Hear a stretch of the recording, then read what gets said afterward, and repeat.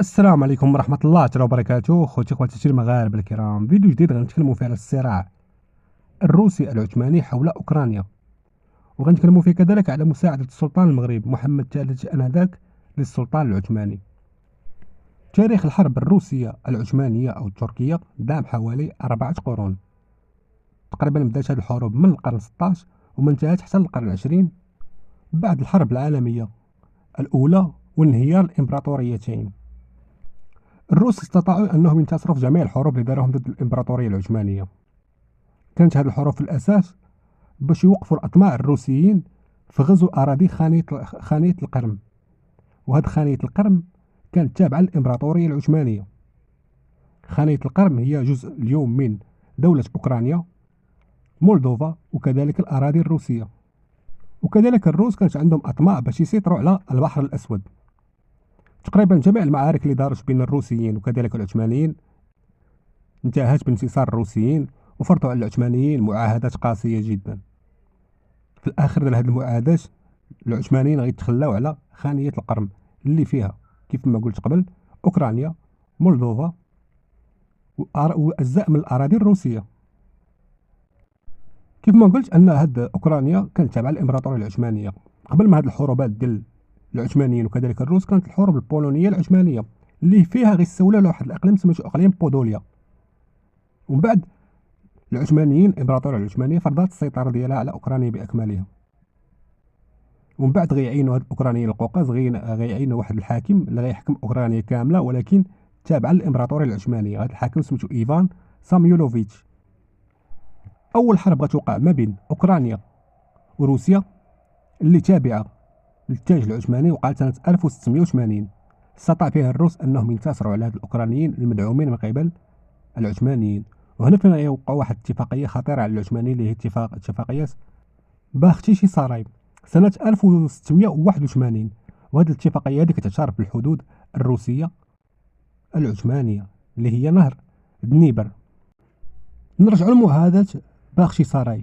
هذه المعاهدة مهمة بزاف لأنها هي هذه المعاهدة صراحة فين خسرات الإمبراطورية العثمانية بزاف من الأراضي الأوكرانية لصالح الإمبراطورية الروسية.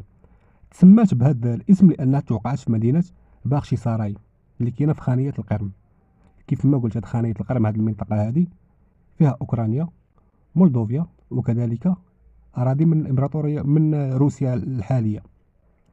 هذه المعاهدة بها توقفات الحروب الأولى اللي كانت دارت بين العثمانيين والأوكرانيين وكذلك الروسيين، واتفقوا على واحد الهدنة لمدة ديال 20 سنة، وقبلوا أن نهر الدنيبر يكون هو الحد الفاصل ما بين الدولة العثمانية وكذلك موسكو اللي هي الإمبراطورية الروسية. والخطير في هذه المعاهدة هذه اللي خسروا فيها العثمانيين بزاف ديال الأراضي لصالح روسيا أنهم اعترفوا لروسيا بالسيادة ديالهم على الضفة اليسرى ديال أوكرانيا، في حين الجنوب منطقة كييف وعاوتاني ديك براتيسلافا كانت تابعة للإمبراطورية العثمانية. هنا كيبان لك أن ديك كييف براسها العاصمة ديال الأوكرانيين كانت تابعة للإمبراطورية العثمانية. هذا هو الصراع تقريبا ما بين الروس والعثمانيين صراحة، أن هذيك أوكرانيا في الأصل ديالها أراضي عثمانية. وهذا هي الخريطة والحدود الفاصلة ما بين الإمبراطورية العثمانية والإمبراطورية الروسية بعد اتفاق ديال مدينة باختشي ساراي. وهذه هي منطقة خانية القرم اللي كانت في الأصل ديال الإمبراطورية العثمانية، ومن بعد التوسع الروسي تقاسموها مع العثمانيين اللي كتضم اليوم جزء من الأراضي الأوكرانية المولدوفية وكذلك الأراضي الروسية.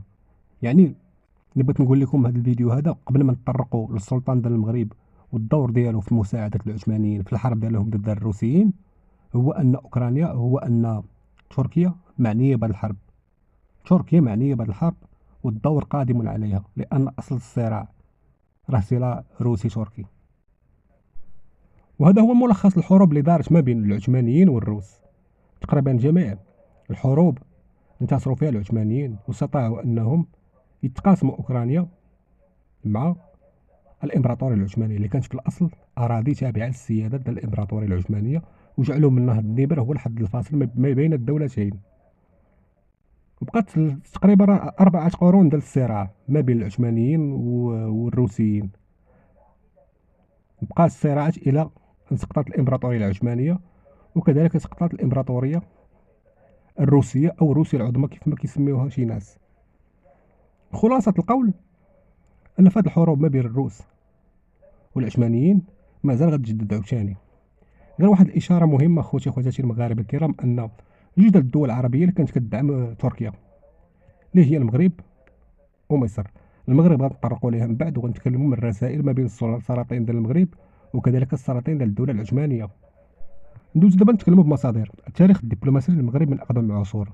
هذا الكتاب هذا كيتكلم غير بالتاريخ والأرشيف، وتكلم على الدعم المغربي للعثمانيين. كيقول لك هذا الزياني هذا هو السفير ديال الإمبراطورية المغربية عند الإمبراطورية العثمانية. كيقول ليه: هل يمكن للسلطان سيدي محمد بن عبد الله أن يقدم سلفا للدولة التركية اللي كانت في حرب مع الإمبراطورية الروسية وكذلك الإمبراطورية النمساوية؟ نشوفوا باش غيجاوبوا من تطلع الصفحة الثانية. ومن بعد هو يقول لي: فأجابه السفير المغربي بأن السلطان سيدي محمد بن عبد الله يقدم للدولة التركية في سبيل الجهاد أموالا كثيرة، لا على سبيل السلف بل على سبيل العطاء المحض، الكرم ديال الملوك ديال المغرب. وشنو كيقول لك هنا: وقد اتجهت بعثة مغربية أخرى تحمل العتاد والسلاح للسلطان عبد الحميد الذي وجدته البعثة قد توفي. ونجد أثر هذه البعثة في الرسالة الموجهة من سلطان إسطنبول إلى المغرب سنة 1790، يخبر فيها السلطان سليم الأول العاهل المغربي بأن كتابه قد وصل على يد سفيره اللي هو المكي برقاش، وكان موجها إلى عمنا المرحوم السلطان عبد الحميد أخان، وذلك 4 سفن من سفائنكم الجهادية على حد تعبير الرسالة. وقد أجزنا سفيركم المذكور بالعودة إلى جنابكم حاملا رسالتنا اللي غنعرضوها لكم من بعد، رسالة من الأرشيف. قوة التاريخ المغربي، كنتكلموا بالتاريخ وبالتواريخ وحتى بالأرشيف. والواجب علينا من جهة الوحدة الإسلامية الإخبار بما كان وسيكون، والتعاضد فيما يمكن لنا ولكم في الظاهر والباطن، ولا يخفى عليكم العدوان القويان وهما الروس والكروس. أنا كيبان لك أن السلطان ديال المغرب بعت للسلطان العثماني 4 سفن جهادية، وفاش مشى لقاه السلطان عبد الحميد توفى. ولكن أهم شيء هو أن المغاربة دعموا هاد العثمانيين في حربهم ضد الروس، وكذلك حتى المصريين، باش ما نكونوا منصفين، حتى المصريين حتى هما عاونوا هاد العثمانيين في حربهم ضد الروس. اهم شيء فاش كتكلم ضروري انك تجبد الوثائق. وهذا باش كيعجبني هذا الكتاب ديال التاريخ الدبلوماسي للمغرب اللي كتبو التازي، انك كيتكلم غير بالوثائق والمصادر والارشيف. كيجيب لك الرسل سواء كانت في اسطنبول او في اوكسفورد، كيجيب لك الرسائل. اي حدث كيذكروا لك كيجيب لك الرساله ديالو كيحطها لك، كما بحال هذا الكلام هذا راه موجود وجاب الرساله ديالو. وها هي الرساله خوتي خواتاتي المغاربه الكرام. السفير هذوك الوقيته كان هو المكي برقاش. تكلم هنايا الرساله كيشكر فيه السلطان ديال المغرب انه صيفط لهم 4 سفن جهاديه، وقال ليه ان عبد الحميد راه مات، وشكروا قال ليه شكروا على التعاون ديال المسلمين بيناتهم. وهذه هي عظمه التاريخ المغربي. كاين واحد الدوله يلا صلعتها فرنسا غير البارح تقرير مصير حكم ذاتي، كتحاول تختار على نفسها واحد التاريخ وهمي في اليوتيوب والفيسبوك وغير ذلك من مواقع التواصل الاجتماعي، ولكن نساو ان التاريخ راه كيكتبوه المنتصرين ماشي المنهزمين اللي كانوا تحت الاحتلال. والدليل على انهم ما عندهم حتى ارشيف. والثقه في الوثيقه. المغرب امه ضاربه في التاريخ. نكمل اخوتي خواتي المغاربه الكرام باش ما نخرجوش على الموضوع. وهذه الرساله الثانيه نشوف المضمون ديالها لتحت.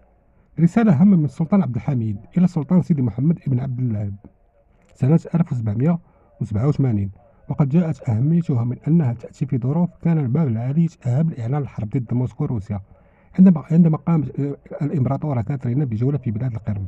تلقى دائما الصراع كيتعاود والتاريخ كيعاود النفس ديالو. يلا خوتي المغاربة، السلام عليكم ورحمة الله وبركاته. ديما مغرب الله الوطن الملك.